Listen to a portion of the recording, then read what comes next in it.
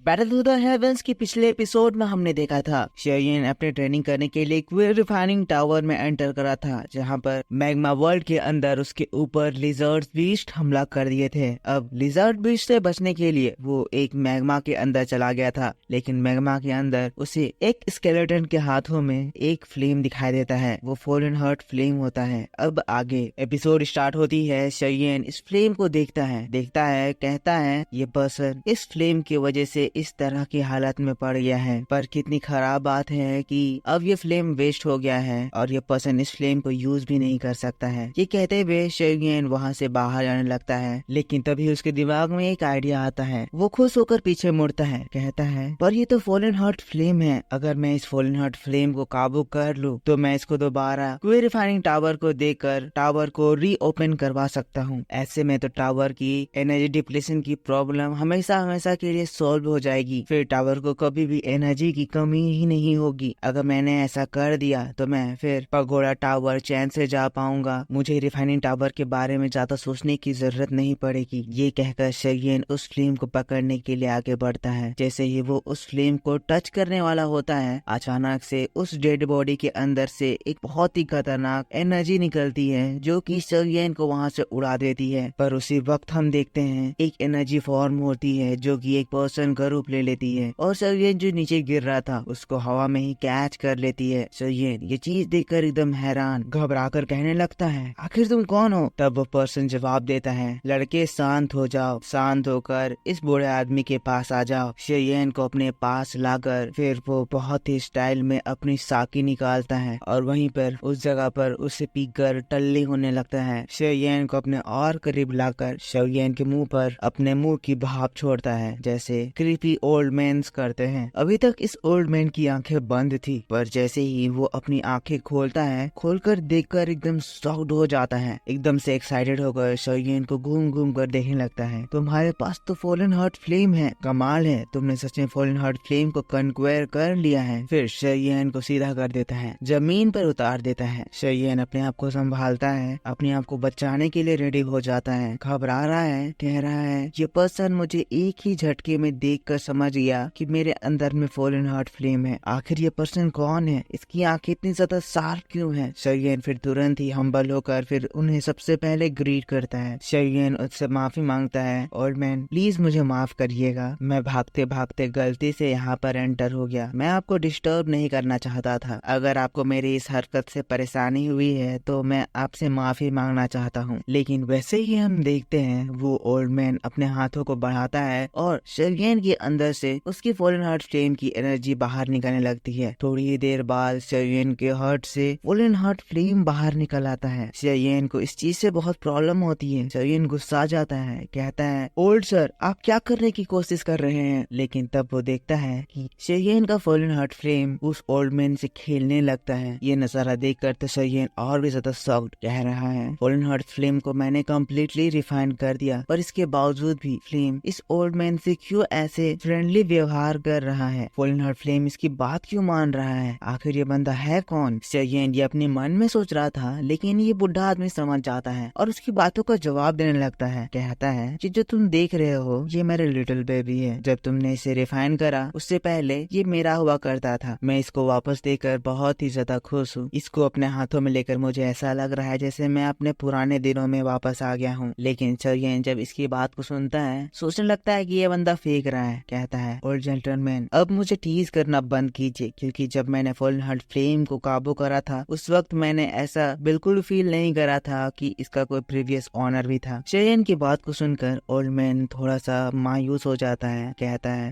Of course तुमने ये notice नहीं करा होगा, क्योंकि मेरे मरने से पहले मैंने अपने बेबी को फ्री कर दिया था। अब ये चीज सुनकर शेरियन फिर अपने मन में सोचने लगता है अगर इस बंदे की बात सच है तो ये वापस से मेरे फॉलन हार्ट फ्लेम को काबू करने की कोशिश करेगा। मुझे तैयार रहना चाहिए, मुझे इससे फाइट भी करनी पड़ सकती है। शेरियन फाइट करने के लिए तैयार हो जाता है, पर दोबारा से ये ओल्ड मैन शेरियन की मन की बात को समझ आता है। कहता है बच्चे चिंता मत करो, मैं तुम्हारे फॉलन हार्ट फ्लेम को चुराने की बिल्कुल भी कोशिश नहीं कर रहा हूँ। ये कहते हुए वो फॉलन हार्ट फ्लेम को शेरियन की ओर भेज देता है, जिसके बाद फिर अपने मन में ये सोचने लगता है ये लड़का, इसके बावजूद भी इसके मन में थोड़ा सा भी फियर नहीं है। इसको देखकर ऐसा लग रहा है जैसे ये एक अल्केमिस्ट है। और फिर ये कहकर देखकर वो खुश होने लगता है, कहता है एक अल्केमिस्ट, अरे ये तो मेरे बहुत ज्यादा काम आ सकता है। जिसके बाद अपने डेड बॉडी के हाथ में जो फॉलन हार्ट फ्लेम था उसको अपने हाथों में लेकर फिर शेरियन की ओर देखकर कहता है, लड़की तुम एक अल्केमिस्ट हो, अगर तुम मेरी मदद करोगे तो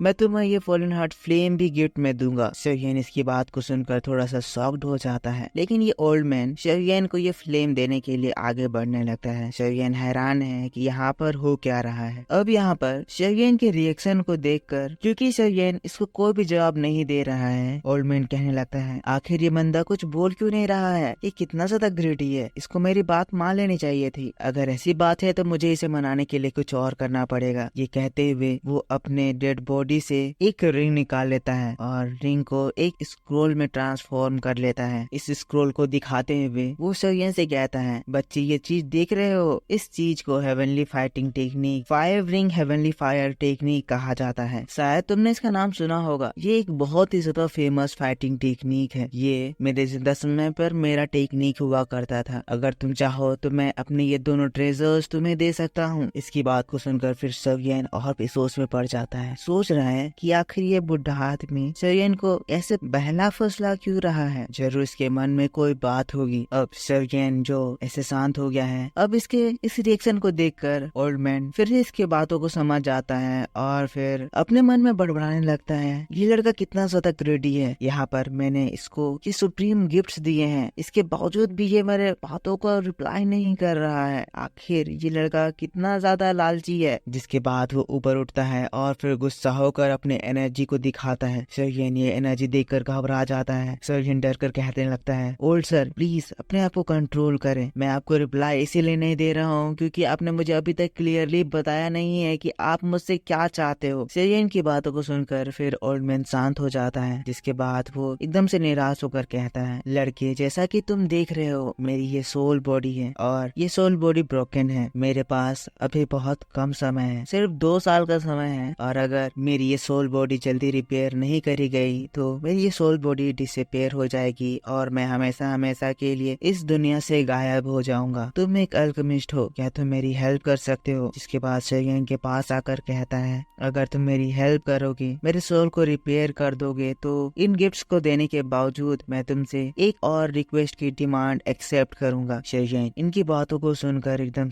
खुश भी होता है। जिसके बाद ओल्ड मैन से पूछता है, ओल्ड सर क्या प्लीज आप मुझको बता सकते हो कि आप कौन हो? तब ये ओल्ड मैन थोड़ा सा पीछे जाता है और फिर अपना नाम बताता है, मेरा नाम द इनफेमस जुनजी है, शायद तुमने मेरे बारे में सुन रखा होगा। शेरियन जैसे ही इसकी बात को सुनता है वो एकदम से खुश हो जाता है, कहता है, आप द लेजेंडरी जुनजी हैं, आप दाओ जुन लेवल पर हैं। शेरियन कहने लगता है, ये तो मास्टर यालाओ जितने ताकतवर हैं। जिसके बाद जुनजी शेरियन की ओर देखकर कहता है, देखो लड़के, तुम और मैं दोनों ही फॉलन हार्ट फ्लेम के मास्टर हैं। ऐसा लगता है कि हम लोगों की डेस्टिनी है कि हम लोग एक दूसरे से मिले। अब मैं तुम्हें बताता हूँ कि आखिरकार मैं इस जगह पर कैसे पहुँचा। देखो, बहुत सालों पहले जब मैं इस मैग्मा वर्ल्ड पर आया था, तब अचानक से मुझे ये प्यारा सा फॉलन हार्ट फ्लेम मिला। मैं इस अपॉर्चुनिटी को बिल्कुल भी मिस नहीं करना चाहता था, इसीलिए मैंने फॉलन हार्ट फ्लेम को काबू करने की कोशिश करी। पर जैसे ही मैंने इसको अपने बॉडी में एंटर कराया, यहाँ पर मेरे बॉडी के अंदर में एग्जिस्ट करने वाली दूसरी फ्लेम्स इससे फाइट करने लगी, जिसकी वजह से मेरे बॉडी में बहुत ही ज्यादा इंजरीज होने लगी। ये मेरे लिए बहुत ही ज्यादा डेंजरस साबित हुआ। पर उसी वक्त जब मैं इसको रिफाइन करने की कोशिश कर रहा था, मैग्मा वर्ल्ड के वो बदमाश फ्लेम लिजर्ड्स मुझको आकर घेर लिए। उन्होंने चुपके से मेरे ऊपर हमला करा, जिसकी वजह से मेरी बॉडी और भी ज्यादा इंजर्ड हो गई और मैं मरने की हालत तक पहुंच गया। मैंने ये मैग्मा कोर बनाया जिसके अंदर मैं छुप गया, पर वहाँ पर जाने के बावजूद मेरी बॉडी इन इंजरी से रिकवर नहीं कर पाई। इसके बाद मैंने मेरे फॉलन हार्ट फ्लेम को आजाद कर दिया और उसके बाद मेरी जान चली गई। पर तुम इस ओल्ड मैन की मदद नहीं करना चाहते हो और मैं तुम्हें अपने सैड स्टोरी सुनाकर और भी ज्यादा अपने आप को एम्बेरस नहीं करना चाहता हूँ। अगर तुम मेरी हेल्प नहीं करना चाहते हो तो